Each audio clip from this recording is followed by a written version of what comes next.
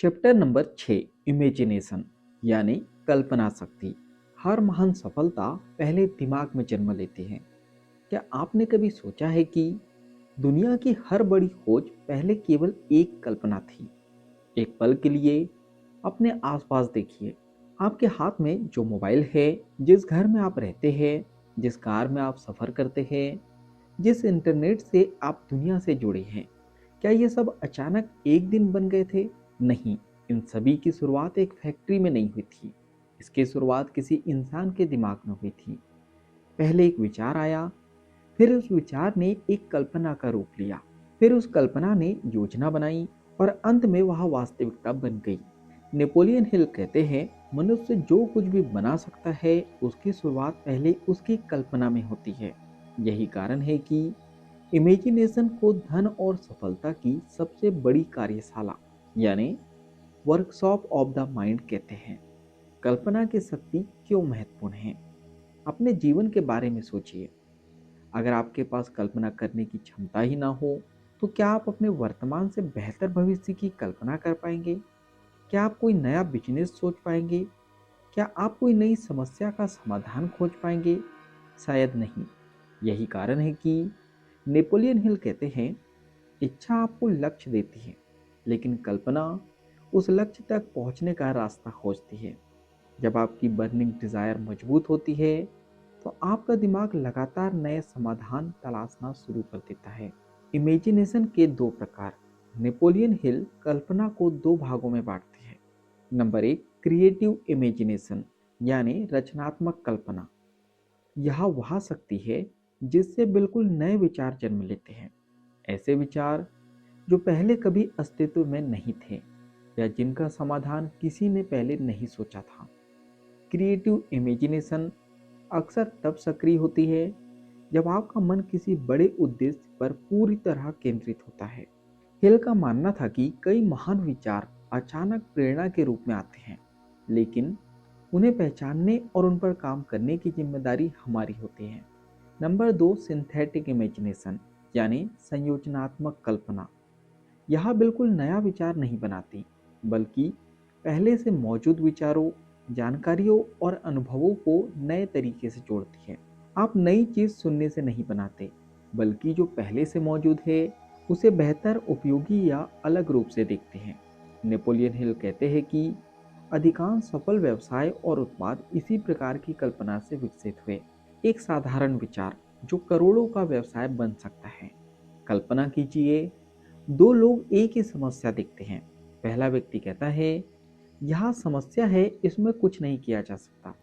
दूसरा व्यक्ति सोचता है, अगर इसका बेहतर समाधान बनाया जाए तो यहीं से इनोवेशन की शुरुआत होती है। सफल लोग समस्याओं को केवल परेशानी की तरह नहीं देखते, वे उन्हें अवसर की तरह दिखते हैं। एडविन सी बार्नेल्स की कल्पना। बार्नेल्स के पास शुरुआत में कोई बिजनेस नहीं था, कोई कंपनी नहीं थी, कोई धन नहीं था, लेकिन उनके पास एक मानसिक चित्र था। उन्होंने पहले अपने मन में खुद को थॉमस एडिसन का बिजनेस पार्टनर देखा। दुनिया ने उस समय इसे असंभव माना, लेकिन बार्नेल्स ने अपनी कल्पना को इतना मजबूत बना लिया कि उनके निर्णय उसी दिशा में होने लगे।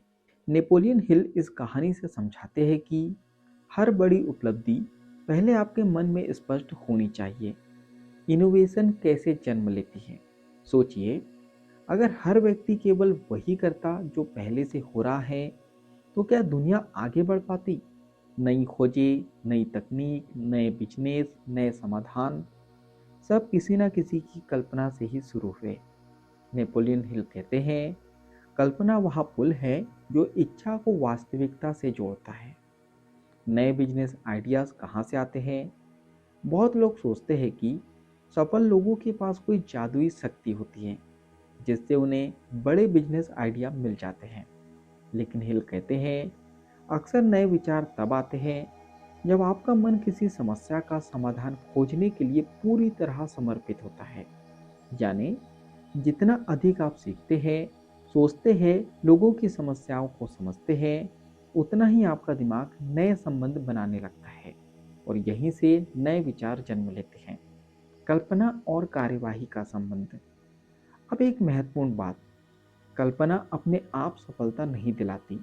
अगर केवल कल्पना ही काफ़ी होती तो हर सपने देखने वाला व्यक्ति सफल होता। नेपोलियन हिल कहते हैं, कल्पना तभी मूल्यवान है जब उसे योजना और कार्यवाही में यानी एक्शन में बदला जाए।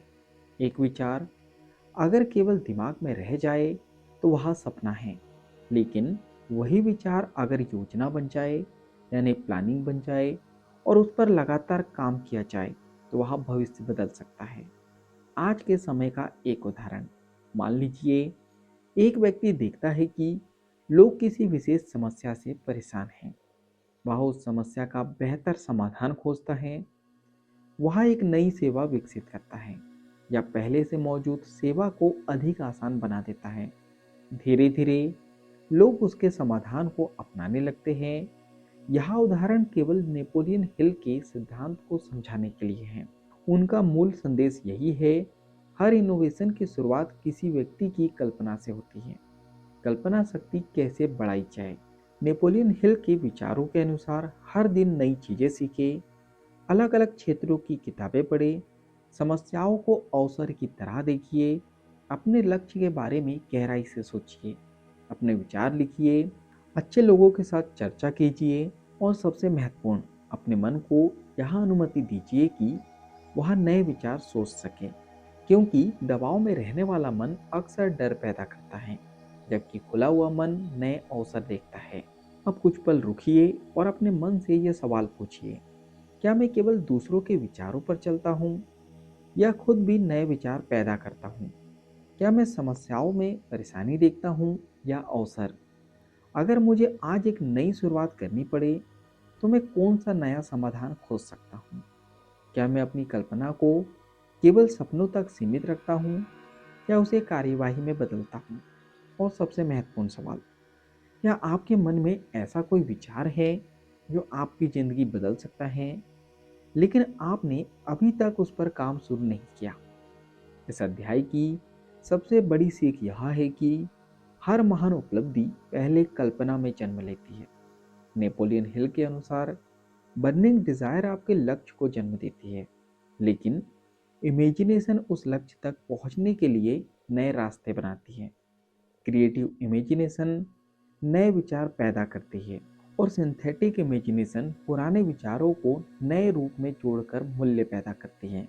लेकिन याद रखिए, कल्पना की असली शक्ति तब दिखाई देती है जब वह कार्यवाही में बदलती है, क्योंकि दुनिया को बदलने वाले लोग केवल बड़े सपने नहीं देखते, वे उन सपनों को योजनाओं में बदलते हैं और योजनाओं को वास्तविकता में। हो सकता है आज आपके मन में जो छोटा सा विचार आया हो, वही कल आपकी सबसे बड़ी सफलता की शुरुआत बन जाए।